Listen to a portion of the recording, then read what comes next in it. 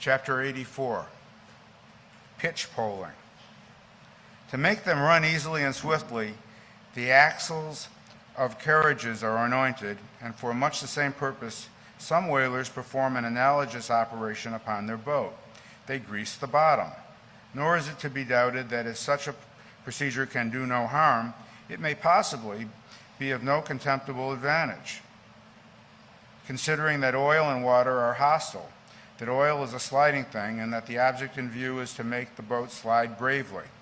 Pequod believed strongly in anointing his boat, and one morning, not long after the German ship Jungfrau disappeared, took more than customary pains in that occupation, crawling under its bottom where it hung over the side and rubbing in the unctuousness as though diligently seeking to ensure a crop of hair from the craft's bald keel. He seemed to be working in obedience to some particular presentiment, nor did it remain unwarranted by the event. Towards noon, whales were raised, but so soon as the ship sailed down to them, they turned and fled with swift precipitancy, a disordered flight, as of Cleopatra's barges from Actium. Nevertheless, the boats pursued, and Stubbs was foremost. By great exertion, Tashtego at last succeeded in planting one iron, but the stricken whale, without it all sounding, still continued his horizontal flight with added fleetness. Such unintermitted straightings upon the planted iron must sooner or later inevitably extract it. It became imperative to lance the flying whale, or be content to lose him. But to haul the boat up to his flank was impossible. He swam so fast and furious. What then remained? Of all the wondrous devices and dexterities, the sleights of hand and countless subtleties to which the veteran whaleman is so often forced, none exceed that fine maneuver with the lance called pitchpoling. Small sword or broadsword in all its exercises boasts nothing like it.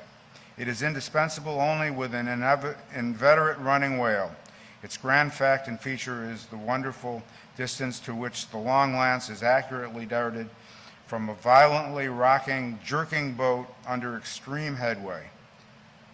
Steel and wood included, the entire spear is some 10 or 12 feet in length. The staff is much slighter than that of the harpoon, and also of a lighter material, pine.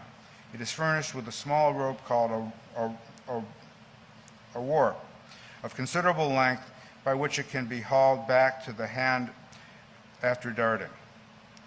But before going further, it is important to mention here that, though the harpoon may be pitch-poled in the same way with the lance, it is seldom done, and when done, is still less frequently successful on account of the greater weight and inferior length of the harpoon as compared with the lance, which in effect become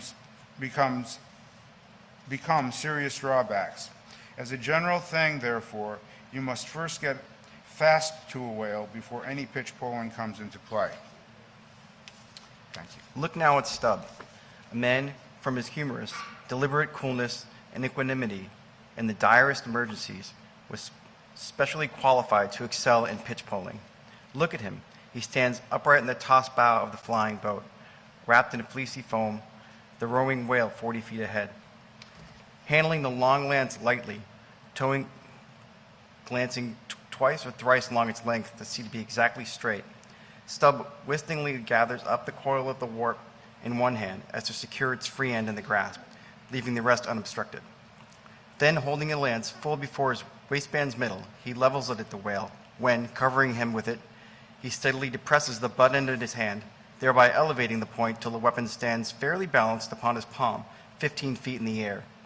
He minds you somewhat of a juggler, balancing his long staff in his chin. Next moment, with a rapid, nameless impulse, in a superb, lofty arch, the bright steel spans the foaming distance and quivers in the life spot of the whale. Instead of sparkling water, he now spouts red blood. That drove the spigot out of him, cries Stubb. 'Tis July's immortal 4th. All fountains must run wine today. Would now it were Orleans whiskey, or old Ohio, or unspeakable old Mahoganalia. Then, Tashtego lad, I'd have ye hold Cank into the jet, and would drink round it. Yea, verily, hearts alive, we'd brewed choice punch in the spread of his spout hole there, and from that live punch bowl quaff the living stuff. Again and again, to such gamesome talk, the dexterous dart is repeated, the spear returning to its master like a greyhound held at skillful leash. The agonized whale goes into its flurry. The tow line is slackened, and the pitch poler dropping astern folds his hands and mutely watches the monster die. Chapter 85, The Fountain. That for 6,000 years, and know how many millions ages before, the great whale should have been spouting all over the sea, and sprinkling, mystifying the gardens of the deep, as with so many sprinkling or mystifying pots, and that for some centuries back, thousands of hunters should have been close by the fountain of the whale, watching these sprinklings and sproutings, that all this should be, and yet that down to the blessed minute, 15 minutes past 1 o'clock p.m. of the 16th day of December AD 1851, it should still remain a problem whether these spoutings are, after all, really water or nothing but vapor. This is surely a noteworthy thing. Let us then look at this matter, along with some interesting items contingent. Everyone knows that by the peculiar cunning of their gills, the finny tribes in general breathe the air at all times combined with the element in which they swim. Hence, a herring or a cod might live a century and never once raise its head above the surface. But owing to his marked internal structure, which gives him regular lungs like a human being's, the whale can live only by inhaling the disengaged air in the open atmosphere. Wherefore, the necessity of his periodical visits to the upper world. But he cannot in any degree breathe through his mouth, for, in his ordinary attitude, the sperm whale's mouth is buried at least 8 feet beneath the surface. And what is still more, his windpipe has no connection with his mouth. No, he breathes through his spiracle alone, and this is on top of his head. If I say that in any creature breathing is only a function indispensable to vitality, inasmuch as it withdraws from the air a certain element, which being subsequently brought into contact with the blood imparts to the blood a vivifying principle, I do not think I shall err, though I may possibly use some superfluous scientific words. Assume it, and it follows that if all the blood in the man could be aerated with one breath, he might then seal up his nostrils and not fetch another for a considerable time. That is to say, he would then live without breathing. Anomalous as it may seem, this is precisely the case with the whale, who systematically lives by intervals his full hour and more when at the bottom, without drawing a single breath, or so much as in any way inhaling a particle of air, for remember, he has no gills. How is this? Between his ribs on each side of his spine, he's supplied with a remarkable involved Cretan labyrinth of vermicelli-like vessels, which vessels, when he quits the surface, are completely distended with oxygenated blood, so that for an hour or more, 8,000 fathoms in the sea, he carries a surplus stock of vitality in him, just as the camel crossing the waterless desert carries a surplus supply of drink for future use in his 4 supplementary stomachs. The anatomical fact of this labyrinth is indisputable, and that the supposition found upon it reasonable and true seems the more cognate to me.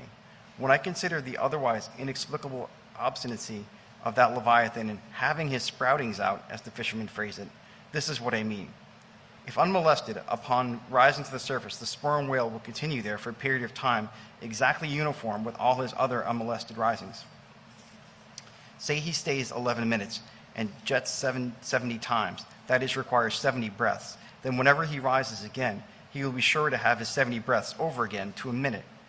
Now, if after he fetches a few breaths you alarm him so that he sounds, he will always dodging up again to make good on his regular allowance of air.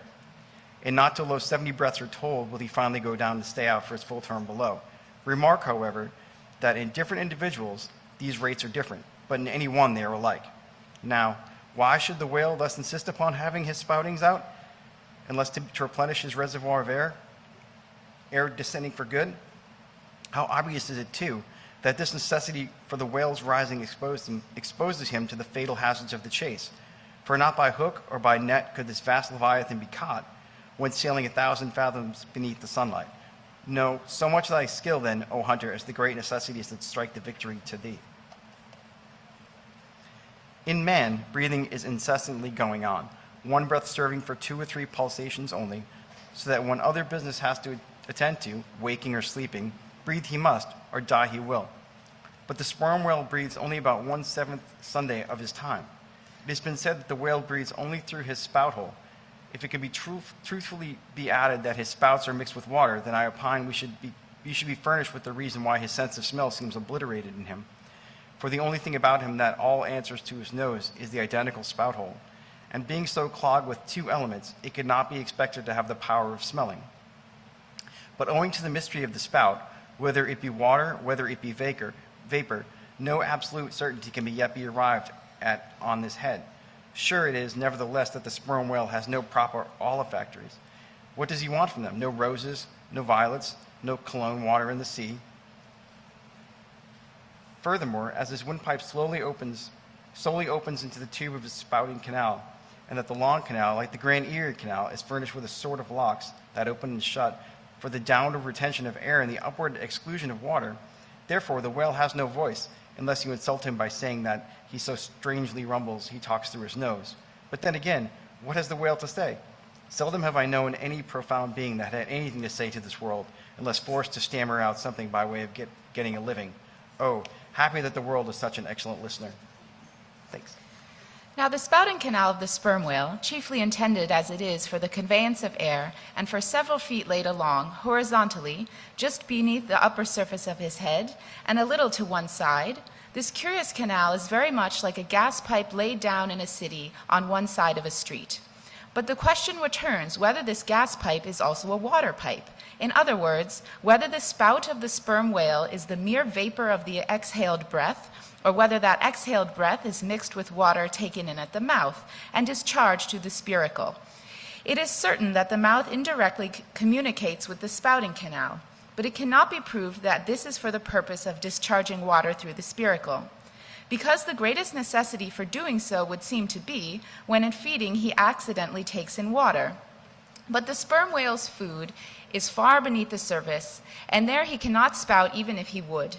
Besides, if you regard him very closely and time him with your watch, you will find that when unmolested, there is an undeviating rhythm between the periods of his jets and the ordinary periods of respiration.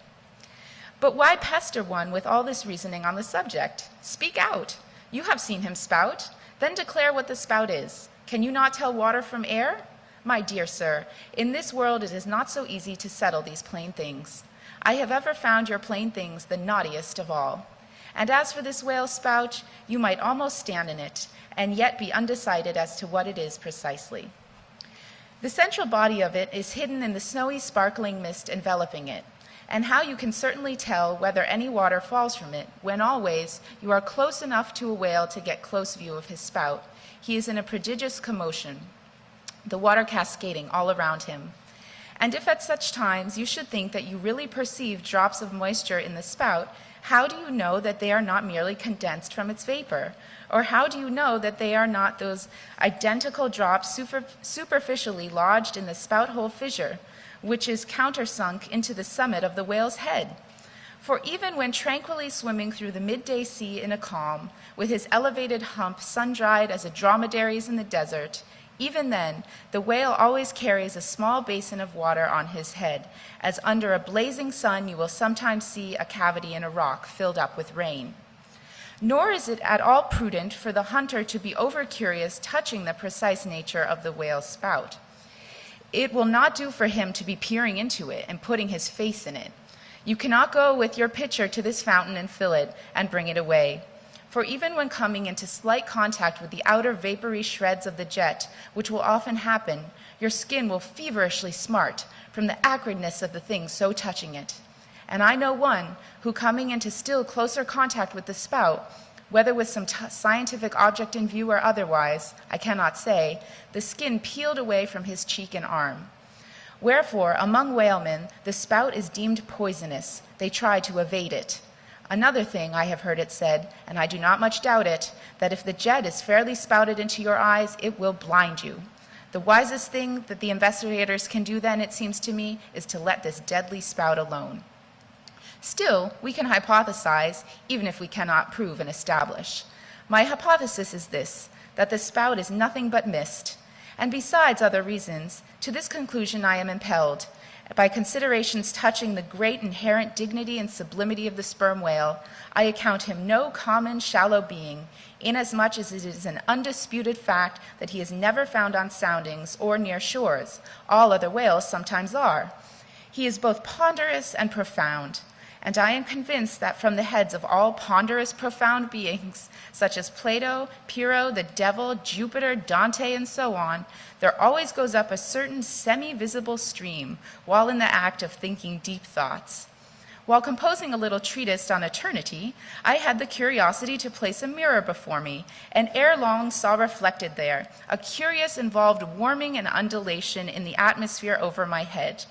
The invariable moisture of my hair, while plunged in deep thought, after 6 cups of hot tea in my thin shingled attic of an August noon, this seemed an additional argument for the above supposition. And how nobly it raises our conceit of the mighty, misty monster to behold him solemnly sailing through a calm tropical sea, his vast, mild head overhung by a canopy of vapor, engendered by his incommunicable contemplations, and that vapor, as you will sometimes see it, glorified as a rainbow, as if heaven itself hath put its seal on his thoughts. For, d'ye see, rainbows do not visit the clear air, they only irradiate vapor. And so, through all the thick mists of the dim doubts in my mind, divine intuitions now and then shoot, enkindling my fog with a heavenly ray. And for this I thank God. For all doubts many deny, but doubts and denials, few along with them, have intuitions. Doubts of all things earthly, and intuitions of some things heavenly, this combination makes neither believer nor infidel, but makes a man who regards them both with equal eye. Chapter 86, The Tale. Other poets have warbled the praises of the soft eye of this antelope, and the lovely plumage of the bird that never all writes. Less celestial, I celebrate a tail. Reckoning the largest size sperm whale's tail to begin at that point of the trunk where it tapers to about the girth of the man, it comprises upon its upper surface alone an area of at least 50 square feet. The compact round body of its root expands into the 2 broad, firm, flat palms or flukes, gradually shoaling away to less than an inch in thickness. At the crotch or junction, these flukes slightly overlap and then sideways recede from each other like wings, leaving a wide vacancy between. In no living things are the lines of beauty more exquisitely defined than in the crescentic borders of these flukes. At its utmost expansion in the full-grown whale, the tail will considerably exceed 20 feet across. The entire member seems a dense webbed bed of welded sinews, but cut into it, and you will find that 3 distinct strata compose it, upper, middle, and lower. The fibers in the upper and lower layers are long and horizontal, those of the middle one very short, and running crosswise between the outside layers. This triune structure, as much as anything else, imparts power to the tail. To the student of old Roman walls, the middle layer will furnish a curious parallel to the thin courses of tiles always alternating with stone in those wonderful relics of the antique, and which undoubtedly contributes so much to the great strength of the masonry. But as if this vast local power in the tendiest tail were not enough, the whole bulk of the Leviathan is knit over with a warp and woof of muscular fibers and filaments, which passing on either side the loins and running down into the flukes, insensibly blend with them and largely contribute to their might, so that in the tail the confluent, measureless force of the whole whale seems concentrated to a point. Could annihilation occur to matter, this were the thing to do it. Nor does this, its amazing strength, at all tend to cripple the graceful flexion of its motions, where infantileness of ease undulates through a titanism of power. On the contrary, those motions derive their most appalling beauty from it. Real strength never impairs beauty or harmony, but often bestows it. And in every impossibly beautiful, strength has to do with the magic. Take away the tied tendons that all over seem bursting from the marvel in the carved Hercules, and its charm would be gone. As devout Eckermann lifted the linen sheet from the naked corpse of Gotha, he was overwhelmed with the massive chest of the man, as a Russian triumphal arc. When Angelo paints even God the Father in human form, mark what robustness is there. And whatever they may reveal of the divine love in the song, the soft, curled, hermaphroditical Italian pictures in which his idea has been most successfully embodied, these pictures, so destitute as they are all of brawniness, hint nothing of any power, but the mere negative, feminine one of submission and endurance, on which all hands, it is conceded, form the particular practical virtues of his teachings. Such is the subtle elasticity of the organ I treat of, that whether wielded in sport or in earnest or in anger, whatever the mood it may be in, its flexons are invariably marked by exceeding grace. Therein no fairy's arm can transcend it. 5 great motions are peculiar to it. First, when used as a fin for progression. Second, when used as a mace in battle. Third, in sweeping. Fourth, in lobtailing. Fifth, in peaking flukes. First, being horizontal in its position, the Leviathan's tail acts in different manner from the tails of all other sea creatures. Never wriggles. In man or fish, wriggling is seen as a sign of inferiority. To the whale, his tail is the sole means of propulsion. Squirrel-wise coiled forwards beneath the body and then rapidly sprung backwards, it is this which gives that singular darting, leaping motion to the monster when furiously swimming. His side fins only serve to steer by. In second, it is a little significant that when one sperm whale only fights another sperm whale with his head and jaw, nevertheless, in his conflicts with man, he chiefly and contemptuously uses his tail. In striking at a boat, he swiftly curves away his flukes from it, and the blow is only inflicted by the recoil. If it be made in the unobstructed air, especially if it descend to its mark, the stroke is then simply irresistible. No ribs of man or boat can withstand it. Your only salvation lies in eluding it. But if it comes sideways through the opposing water, then partly owing to the light buoyancy of the whaleboat and the elasticity of its materials, a cracked rib or dashed plank or two, a sort of stitch in the side, is generally the most serious result. These submerged side blows are so often received in the fishery that they are accounted mere child's play. Someone strips off a frock and the whole is stopped. Third, I cannot demonstrate it, but it seems to me that the whale sense of touch is concentrated in the tail, for in this respect there is a delicacy in it only equaled by the daintiness of an elephant's trunk. This delicacy is chiefly evinced in the action of sweeping, when in maidenly gentleness the whale with a certain soft slowness moves his immense flukes side to side upon the surface of the sea, and if he feels but a sailor's whisker, woe to that sailor, whiskers and all. What tenderness there is in that preliminary touch! Had this tale any prehensile power, I should straightway bethink me of Darmondi's elephant, that so frequently the flower market, and with low salutations presented nosegays to damsels, and then caressed their zones. On more accounts than one, a pity it is that the whale does not possess this prehensile virtue in his tail, for I have heard yet of another elephant, that when wounded in a fight, curved round his trunk and extracted the dart. Fourth, stealing unawares upon the whale, in the fancied security, middle solidarity of the sea, you will find him unbent from the vast corpulence of his dignity, and kitten-like he plays on the ocean as if it were a hearth. But still you see power in his play. The broad palms of his tail are floated high into the air, then, smiting the surface, the thunderous concussion resounds for miles.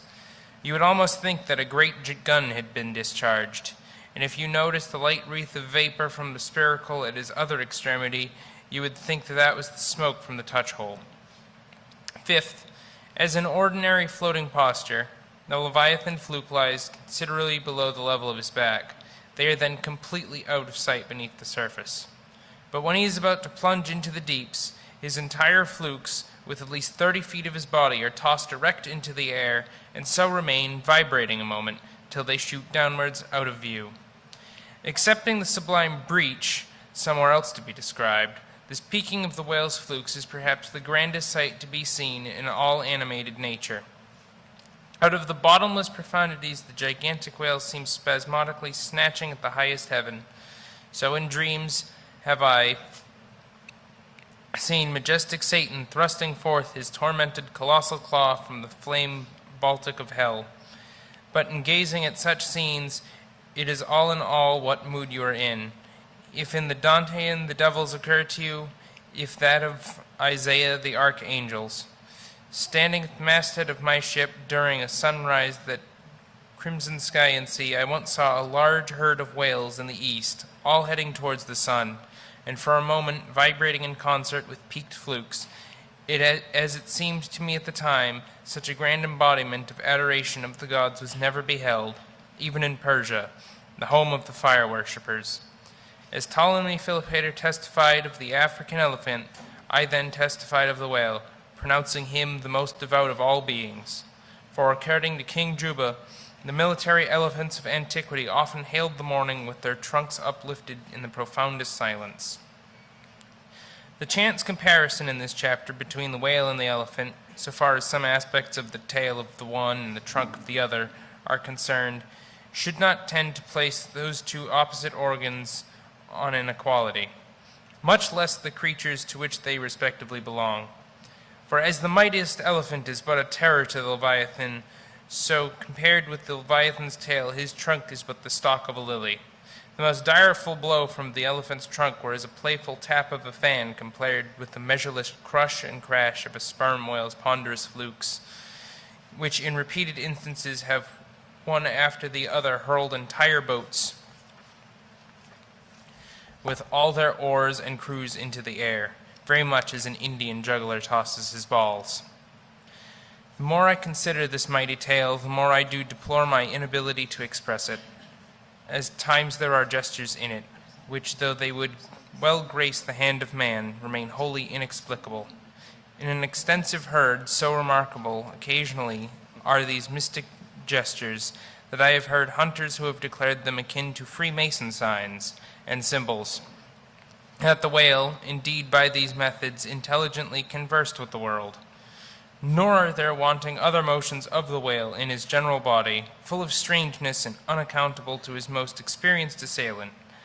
Dissect him how I may, I but go skin deep. I know him not, and never will. But if I know not even the tail of this whale, how understand his head? Much more, how comprehend his face, when face he has none? Thou shalt see my back parts, my tail, he seems to say, but my face shall not be seen. But I cannot completely make out his back parts, and hint what he will about his face. I say again, he has no face. The Grand Armada. The long and narrow peninsula of Malacca, extending southeastward from the territories of Burma, forms the most southerly point of all Asia. In a continuous line from that peninsula stretch the long islands of Sumatra, Java, Bali, and Timor, which, with many others, form a vast mole or rampart, lengthwise connecting Asia with Australia and dividing the long, unbroken Indian Ocean from the thickly studded Oriental archipelagos. This rampart is pierced by several sally ports for the convenience of ships and whales, conspicuous among which are the Straits of Sunda and Malacca. But the Straits of Sunda, chiefly, vessels bound to China from the west emerge into the China seas. Those narrow Straits of Sunda divide Sumatra from Java, and standing midway in the vast ramparts of islands, buttressed by that bold green promontory known to seamen as Java Head, they not a little correspond to the central gateway opening into some vast walled empire. And considering the inexhaustible wealth of spices and silks and jewels and gold and ivory with which the thousands of islands of the Oriental Sea are enriched, it seems a significant provision of nature that such treasures, by the very formation of the land, should at least bear the appearance, however ineffectual, of being guarded from the all-grasping Western world. The shores of the Straits of Sunda are unsupplied with those domineering fortresses which guard the entrances to the Mediterranean, the Baltic, and the Propontis. Unlike the Danes, these Orientals do not demand the obsequious homage of lowered topsails from the endless procession of ships before the wind, which for centuries past, by day and by night, have passed between the islands of Sumatra and Java, freighted with the costliest cargoes of the East. But while they freely waive a ceremonial like this, they do by no means renounce their claim to more solid tribute. Time out of mind, the piratical proas of the Malays, lurking among the low shaded coves and islets of Sumatra, has sallied out upon a vessel sailing through the straits, fiercely demanding tribute at the point of their spears. Though by the repeated bloody chastisements they have received from the hands of European cruisers, the audacity of these corsairs has of late been somewhat repressed. Yet, even at the present day, we occasionally hear of English and American vessels which, in those waters, have been remorselessly boarded and pillaged. With a fair, fresh wind, the Pequod was now drawing nigh to those straits. Ahab, purposing to pass through them into the Javan Sea and thence cruising northwards over waters to be frequented here and there by the sperm whale, sweep inshore by the Philippine Islands and gain the far coast of Japan in time for the great whaling season there. By these means, the circumnavigating Pequod would sweep almost all of the known sperm whale cruising grounds of the world, previous to descending upon the line of the Pacific, where Ahab, though everywhere else foiled in his pursuit, firmly counted upon giving battle to Moby-Dick. In the sea he was most known to frequent, and at a season when he might most reasonably be presumed to be haunting it. But how now? In this zoned quest does Ahab touch no land? Does his crew drink air? Surely he will stop for water. Nay, for a long time now the circus-running sun has raced within his fiery ring and needs no sustenance but what's in himself. So Ahab marked this, too, in the whaler. While other hulls are loaded down with alien stuff to be transferred to foreign wharves, the world-wandering whale ship carries no cargo but herself and crew, their weapons and their wants. She has a whole lake's contents bottled in her ample hold. She is ballasted with utilities, not altogether with unusable pig lead and kentlage. She carries years' water in her, clear, old, prime Nantucket water, which, when 3 years afloat, the Nantucketer in the Pacific prefers to drink before the brackish fluid, but yesterday rafted off in casks from Peruvian or Indian streams. Hence it is that, while other ships may have gone to China from New York and back again, touching at a score of ports, the whale ship, in all that interval, may not have sighted one grain of soil, her crew having seen no man but floating seamen like themselves. So that you did carry them the news that another flood had come, they would only answer, "Well, boys, here's the ark." Now, as many sperm whales have been captured off the western coast of Java, in the near vicinity of the Straits of Sunda, indeed, on most of the ground round about was generally recognized by the fishermen as an excellent spot for cruising. Therefore, as the Pequod gained more and more upon Java Head, the lookouts were repeatedly hailed and admonished to keep wide awake. But through the green, palmy cliffs of the land soon loomed as the starboard bow, and with delighted nostrils the fresh cinnamon was snuffed in the air, yet not a single jet was descried. Almost renouncing all thought of falling with any game hereabouts, the ship had well nigh entered the straits when the customary cheering cry was heard from aloft, and ere a long spectacle of singular magnificence saluted us.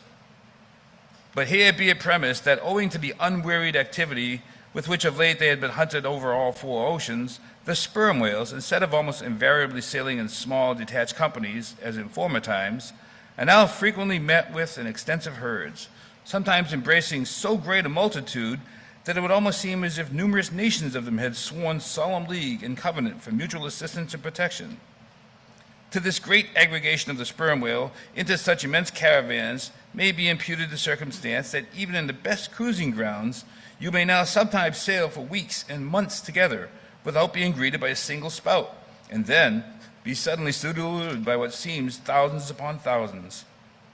Broad on both bows, at the distance of some 2 or 3 miles, and forming a great semicircle, embracing 1/2 of the level horizon, a continuous chain of whale jets were upplaying and sparkling in the noonday air. Upon the straight perpendicular twin jets of the right whale, which, dividing at top, fall over in 2 branches, like the cleft drooping boughs of a willow, the single forward slanting spot of the sperm whale presents a thick, curled bush of white mist, continually rising and falling away to leeward. Seen from the Pequod's deck, then, as she would rise on a high hill of the sea, this host of vapory spouts, individually curling up into the air and beheld through a blending atmosphere of bluish haze, showed like the 1,000 cheerful chimneys of some dense metropolis, decried of a balmy autumnal morning by some horsemen on a height. As marching armies approaching an unfriendly defile in the mountains accelerate their march, all eagerness to place their perilous passage in their rear, and once more expand in comparative security upon the plain. Even so did this vast fleet of whales now seem hurrying forward through the straits, gradually contracting the wings of their semicircle and swimming on in one solid but concentric center. Crowding all sail, the Pequod pressed after them, the harpooners handling their weapons and loudly cheering from the heads of their yet suspended boats. If the wind only held, with little doubt had they, that chased through the Straits of Sunda, the vast host would deploy into the oriental seas, only to witness the capture of not a few of their number. And who could tell whether in that congregated caravan, Moby-Dick himself might not temporarily be swimming, like the worshipped white elephant in the coronation procession of the Siamese? So with stun sail piled on stunsail, we sailed along, driving these leviathans before us, when all of a sudden the voice of Thastigo was heard, loudly directing attention to something in our wake. Corresponding to the crescent in our van, we beheld another in our rear. It seemed the form of detached white vapors, rising and falling, something like the spouts of the whales, only they did not so completely come and go, for they constantly hovered without finally disappearing. Leveling his glass at this sight, Ahab quickly revolved in his pivot hole, crying, "Aloft there, and rig whips and buckets to wet the sails! Melee, sir, and after us!" As if too long lurking behind the headlands, till the Pequod should fairly have entered the straits, these rascally Asiatics were now in hot pursuit to make up for their overcautious delay. But when the swift Pequod with a fresh leading wind was herself in hot chase, how very kind of these tawny philanthropists to assist in her speeding on to her own chosen pursuit. Mere riding whips and rowels to her that they were. As with glass on the arm, Ahab to and fro paced the deck in his forward turn, beholding the monsters he chased, and the after one, the bloodthirsty pirates chasing him. Some such fancy as the above seemed his. And when he glanced about the green walls of the watery defile into which his ship was then sailing, and bethought him that through the gate lay the route to his vengeance, and beheld how that though in the same gate he was now both chasing and being chased to a deadly end, and not only that, but a herd of remorseless wild pirates and inhuman Asiatic devils were infernally cheering him on with their curses, when all these conceits had passed through his brain, Ahab's brow was left gaunt and ribbed, like the black sand beach after some stormy tide has been gnawing it, without being able to drag the firm thing from its place. But thoughts like these troubled very few of the reckless crew, and when, after steadily dropping and dropping the pirates astern, the Pequod at last shot by the vivid green Cockatoo Point on the Sumatra side, emerging at last upon the broad waters beyond. Then the harpooners seemed more to grieve that the swift whales had been gaining upon the ship than to rejoice that the ship had so victoriously gained upon the Malays. But still driving on in the wake of the whales, at length they seemed abating their speed. Gradually the ship neared them, and the wind now dying away, word was passed to spring to the boats. But no sooner did the herd, by some presumed wonderful instinct of the sperm whale, become notified of the 3 keels that were after them, those yet a mile in their rear, than they rallied again, and forming in close ranks and battalions, so that their spouts all looked like flashing lines of stacked bayonets, moved on with redoubled velocity. Stripped to our shirts and drawers, we sprang to the white ash, and after several hours pulling, were almost disposed to renounce the chase, when a general pausing and commotion among the whales gave animating token that they were now at last under the influence of that strange perplexity of irresolution, which, when the fishermen perceive it in the whale, they say he is Gallied. The compact martial columns, in which they had been hitherto rapidly and steadily swimming, were now broken up in one measureless rout, and like King Porus' elephants in the Indian battle with Alexander, they seemed going mad with consternation. In all directions expanding in vast irregular circles, and aimlessly swimming hither and thither, by their short, thick spoutings, they plainly betrayed their distraction of panic. This was still more strangely evinced by those of their number who, completely paralyzed as it were, helplessly floated like waterlogged, dismantled ships on the sea. Had these leviathans been but a flock of simple sheep, pursued over the pasture by 3 fierce wolves, they could not possibly have evinced such excessive dismay. But this occasional timidity is characteristic of almost all herding creatures. Though banding together in tens of thousands, the lion-maned buffaloes of the west have fled before a solitary horseman. Witness, too, all human beings, how when herded together in the sheepfold of a theater's pit, they will, at the slightest alarm of fire, rush helter-skelter for the outlets, crowding, trampling, jamming, and remorselessly dashing each other to death. Best, therefore, withhold any amazement at the strangely gallied whales before us, for there is no folly of the beasts of the earth which is not infinitely outdone by the madness of men. Though many of the whales, as has been said, were in violent motion, yet it is to be observed that as a whole the herd neither advanced nor retreated, but collectively remained in one place. As is customary in those cases, the boats at once separated, each making for one lone whale on the outskirts of the shoal. In about 3 minutes' time, Queequeg's harpoon was flung. The stricken fish darted blinding spray in our faces, and then running away with us like light, steered straight for the heart of the herd. Though such a movement on the part of the whale struck under such circumstances is in no wise unprecedented, and indeed is almost always more or less anticipated, yet it does present one of the more perilous vicissitudes of the fishery. For as the swift monster drags you deeper and deeper into the frantic shoal, you bid adieu to the circumspect life and only exist in a delirious throb. As, blind and deaf, the whale plunged forward, as if by sheer power of speed to rid himself of the iron leech that had fastened to him. As we thus tore a white gash in the sea, on all sides menaced as we flew by the crazed creatures to and fro rushing about us, our beset boat was like a ship mobbed by icicles in a tempest, and striving to steer through their complicated channels and straits, knowing not at what moment it may be locked in and crushed. But not a bit daunted, Queequeg steered us manfully, now sheering off from this monster directly across our route in advance, now edging away from that, whose colossal flukes were suspended overhead, while the time Starbuck stood up in the bows, lance in hand, pricking out of our way whatever whales he could reach by short darts, for there was no time to make long ones. Nor were the oarsmen quite idle, though their wonted duty was now altogether dispensed with. They chiefly attended to the shouting part of the business. "Out of the way, Commodore," cried one, to a great dromedary that of a sudden rose bodily to the surface, and for an instant threatened to swamp us. "Hard down with your tail there," cried a second to another, which, close to our gunwale, seemed calmly cooling himself with his own fan-like extremity. All whaleboats carry certain curious contrivances, originally invented by the Nantucket Indians, called drugs. 2 thick squares of wood of equal size are stoutly clenched together, so that they cross each other's grain at right angles. A line of considerable length is then attached to the middle of this block, and the other end of the line being looped, it can in a moment be fastened to a harpoon. It is chiefly among gallied whales that this drug is used, for then more whales are close round you than you can possibly chase at one time. But sperm whales are not every day encountered. While you may, then, you must kill all you can. And if you cannot kill them all at once, you must wing them, so that they can afterwards be killed at your leisure. Hence it is that at times like these, the drug comes into requisition.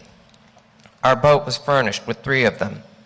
The first and second were successfully darted, and we saw the whales staggeringly running off, fettered by the enormous sidelong resistance of the towing drug. They were cramped like malefactors with the chain and ball. But upon flinging the third in the act of tossing overboard the clumsy wooden block, it caught under one of the seats of the boat, and in an instant tore it out and carried it away, dropping the oarsman in the boat's bottom as the seat slid from under him. On both sides the sea came in at the wounded planks, but we stuffed 2 or 3 drawers and shirts in, and so stopped the leaks for the time. It had been next to impossible to dart these drugged harpoons, were it not that as we advanced into the herd, our whale's weight greatly diminished. Moreover, that as we went still further and further from the circumference of commotion, the dire-filled disorders seemed waning, so that when at last the jerking harpoon drew out, and the towing whale sideways vanished. Then, with the tapering force of his parting momentum, we glided between two whales into the innermost heart of the shoal, as if from some mountain torrent we had slid into a serene valley lake. Here the storms and the roaring glens between the outermost whales were heard but not felt. In this central expanse, the sea presented that smooth, satin-like surface called sleek, produced by the subtle moisture thrown off by the whale in his more quiet moods. Yes, we were now in that enchanted calm which they say lurks at the heart of every commotion. And still in that distracted distance we beheld the tumults of the outer concentric circles, and saw successive pods of whales, 8 or 10 in each, swiftly going round and round like multiplied spans of horses in a ring, and so closely shoulder to shoulder that a titanic circus rider might easily have overarched the middle ones and so have gone round on their backs. Owing to the density of the crowd of reposing whales more immediately surrounding the embayed axis of the herd, no possible chance of escape was at present afforded us. We must watch for a breach in the living wall that hemmed us in, the wall that had only admitted us in order to shut us up. Keeping at the center of the lake, we were occasionally visited by small tame cows and calves, the women and children of this routed host. Now, inclusive of the occasional wide intervals between the revolving outer circles, and inclusive of the spaces between the various pods in any one of those circles, the entire area at this juncture, embraced by the whole multitude, must have contained at least 2 or 3 square miles. At any rate, though indeed such a test at such a time might be deceptive, spoutings might be discovered from our low boat that seemed playing up almost from the rim of the horizon. I mention this circumstance because, as if the cows and calves had been purposely locked up in this innermost fold, and as if the wide extent of the herd had hitherto prevented them from learning the precise cause of its stopping, or possibly being so young, unsophisticated, and every way innocent and inexperienced, however it may have been, these smaller whales, now and then visiting our becalmed boat from the margin of the lake, evinced a wondrous fearlessness and confidence, or else a still, becharmed panic, which it was impossible not to marvel at.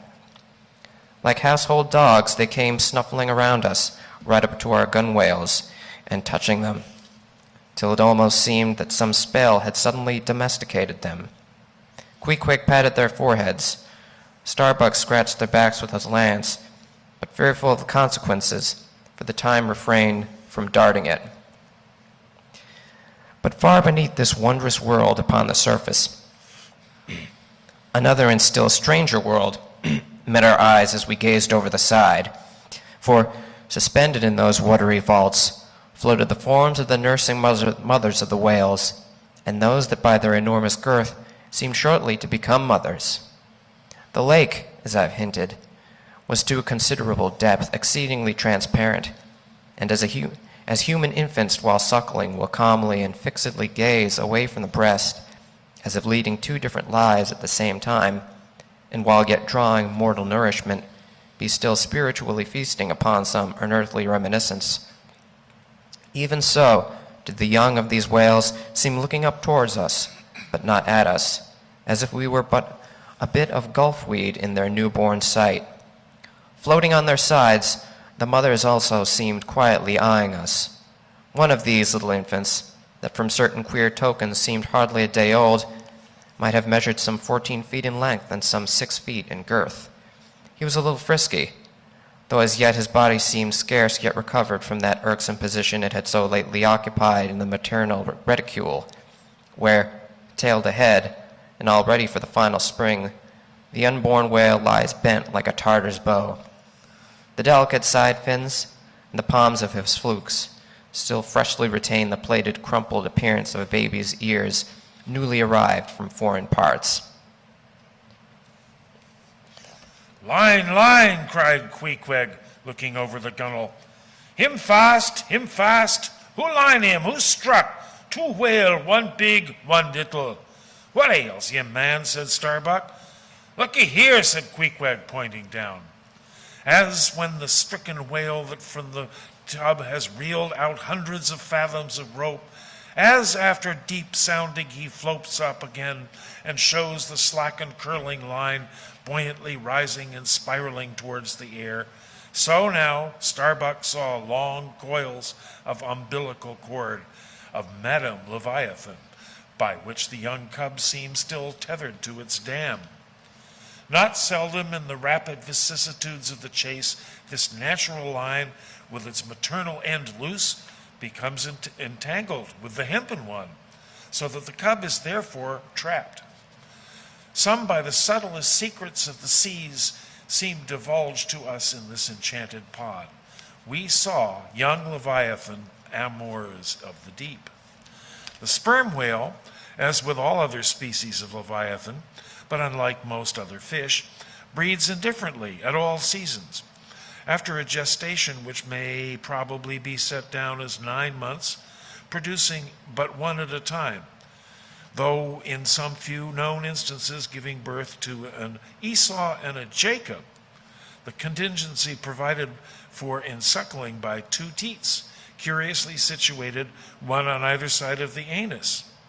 But the breasts themselves extend upwards from that. When by chance these precious parts in a nursing whale are cut by the hunter's lance, the mother's pouring milk and blood rivaling discolor the sea for rods. The milk is very sweet and rich. It has been tested by man. It might do well on strawberries. When overflowing with mutual esteem, the whales salute more hominum. And thus, though surrounded by circle upon circle of consternations and affrights, did these inscrutable creatures at the center freely and fearlessly indulge in all peaceful concernments, yea, serenely revealed in dalliance and delight. But even so, amid the tornadoed Atlantic of my being, do I myself still forever centrally disport in mute calm. And while ponderous planets of unwaning woe revolve around me, deep down and deep inland, there I still bathe me in eternal mildness of joy. Meanwhile, as we lay entranced, the occasional sudden frantic spectacles in the distances evinced the activity of the other boats, still engaged in drugging the whales on the frontier of the host, or possibly carrying on in the war within the first circle, where abundance of room and some convenient retreats were afforded them. But the sight of the enraged, drugged whales now and then blindly darting to and fro across the circles was nothing to what at last met our eyes. It is sometimes the custom, when fast to a whale, more than commonly powerful and alert, to seek to hamstring him, as it were, by sundering or maiming his gigantic tail tendon. It was done by darting a short-handled cutting spade to which is attached a rope for hauling it back again. A whale wounded, as we afterwards learned in this part, but not effectually, as it seemed, had broken away from the boat, carrying along with him half of the harpoon line, and in the extraordinary agony of the wound, he was now dashing among the revolving circles like the lone mounted desperado Arnold at the Battle of Saratoga, carrying dismay wherever he went. But agonizing as was the wound of this whale, and an appalling spectacle enough anyway, yet the peculiar horror with which he seemed to inspire the rest of the herd was owing to a cause which at first the intervening distance obscured from us. But at length we perceived that by one of the unimaginable accidents of the fishery, this whale had become entangled in the harpoon line that he towed. He had also run away with the cutting spade in him, and while the free end of the rope attached to that weapon had permanently caught in the coils of the harpoon line round his tail, the cutting spade itself had worked loose from his flesh, so that, tormenting to madness, he was now churning through the water, violently flailing with his flexible tail, tossing the keen spade about him, wounding and murdering his own comrades. This terrific object seemed to recoil the whole herd from their stationary fright. First, the whales forming the margin of our lake began to crowd a little and tumble against each other, as if lifted by half-spent billows from afar. But then the lake itself began faintly to heave and swell. The submarine bridal chambers and nurseries vanished. In more and more contracting orbits, the whales in the more central circles began to swim in thickening clusters. Yes, the long calm was departing. A low advancing hum was soon heard. And then, to the tumultuous masses of block ice, when the great Hudson breaks up in the spring, the entire host of whales came tumbling upon their inner center as if to pile themselves up in one common mountain. Instantly, Starbuck and Queequeg changed places, Starbuck taking the stern. "Oars! Oars!" he intensely whispered, seizing the helm. "Grape your oars and clutch your souls now. My God, men, stand by. Shove him off, you Queequeg. That whale there. Prick him, hit him. Stand up, and stay so. Spring, men, pull, men, never mind their backs. Scrape 'em away." The boat was now all but jammed between two vast black bulks, leaving a narrow Dardanelles between their long lengths. But by desperate endeavor, we at last shot into the temporary opening, then giving way rapidly and at the same time earnestly watching for each other. After many similar hair-breadth escapes, we at last swiftly glided into what had just been one of the outer circles, but now crossed by random whales, all violently making for one center. This lucky salvation was cheaply purchased by the loss of Queequeg's hat, who, while standing in the bows to prick the fugitive whales, had his hat taken clean from his head from an air eddy by the sudden tossing of a pair of broad flukes close by. Riotous and disordered as the universal commotion now was, it soon resolved itself into what seemed a systematic movement. For having clumped together at last in one dense body, they then renewed their onward flight with augmented fleetness. Further pursuit was useless, but the boats still lingered in their wake to pick up what drugged whales might be dropped astern, and likewise to secure one which Flask had killed and waifed. The waif is a pennoned pole, 2 or 3 of which are carried in every boat, and which, when additional game is at hand, are inserted upright into the floating body of a dead whale, both to mark its place on the sea and also as a token of prior possession should the boats of another ship draw near. The result of this lowering was somewhat illustrative of that sagacious saying in the fishery, "The more whales, the less fish." Of all the drugged whales, only one was captured. The rest contrived to escape for a time, but only to be taken, as will hereafter be seen, by some other craft than the Pequod. Chapter 88, Schools and Schoolmasters. The previous chapter gave account of an immense body or herd of sperm whales, and there was also then given the probable cause inducing these vast aggregations.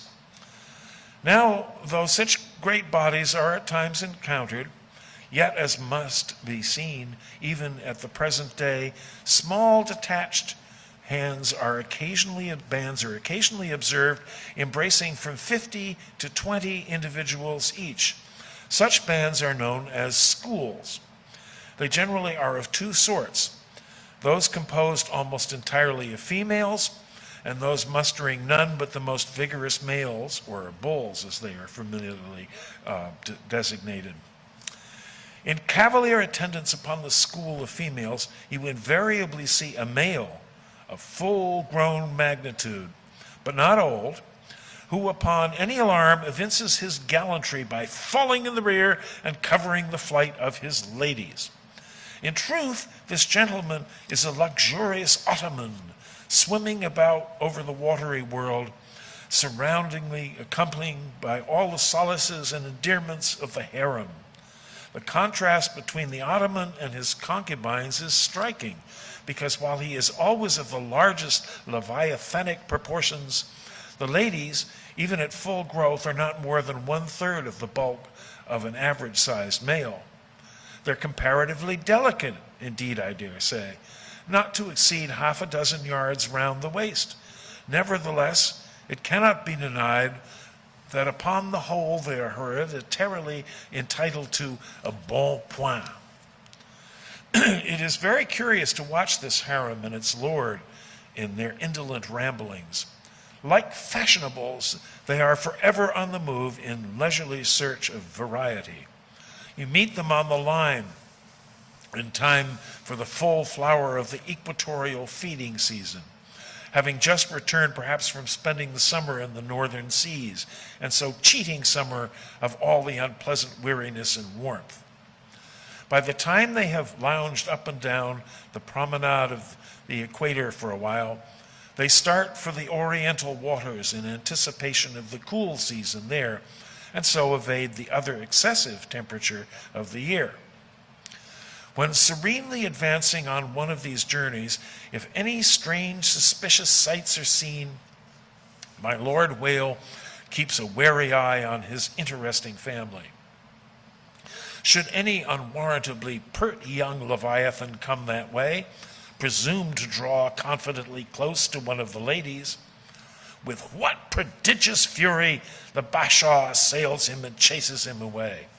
High times indeed, if unprincipled young rakes like him are to be permitted to invade the sanctity of domestic bliss. Though do what the Bashaw will, he cannot keep the most notorious Lothario out of his bed. For alas, all fish bed in common. As ashore, the ladies often cause the most terrible duels among their rival admirers. Just so with the whales, who sometimes come to deadly battle, and all for love. They fence with their long lower jaws, sometimes locking them together, and so striving for supremacy like elks that warringly interweave their antlers. Not a few are captured, having the deep scars of these encounters, furrowed heads, broken teeth, scalloped fins, and in some instances, wretched and dislocated mouths. But supposing the invader of domestic bliss to betake himself away at the first rush of the harem's lord, then is it very diverting to watch that lord? Gently he insinuates his vast bulk among them again, and revels there a while, still in tantalizing vicinity to young Lothario, like pious Solomon devoutly worshiping among his 1,000 concubines. Granting other whales to be in sight, the fisherman will seldom give chase to one of these Grand Turks, for these Grand Turks are too lavish of their strength, and hence their unctuousness is small. As for the sons and the daughters they beget, why, those sons and daughters must take care of themselves, at least with only the maternal help. For like certain other omnivorous roving lovers that might be named, my Lord Whale has no taste for the nursery, however much for the bower. And so, being a great traveler, he leaves his anonymous babies all over the world, every baby an exotic. In good time, nevertheless, as the ardor of youth declines, as years and dumps increase, as reflection lends her solemn pauses, in short, as a general lassitude overtakes the sated Turk, then a love of ease and virtue supplants the love for maidens. Our Ottoman enters upon the impotent, repentant, admonitory stage of life, forswears, disbands the harem, and grown to an exemplary, sulky old soul, goes about all alone among the meridians and parallels, saying his prayers and warning each young Leviathan from his amorous errors. Now, as the harem of whales is called by the fishermen a school, so is the lord and master of that school technically known as the schoolmaster.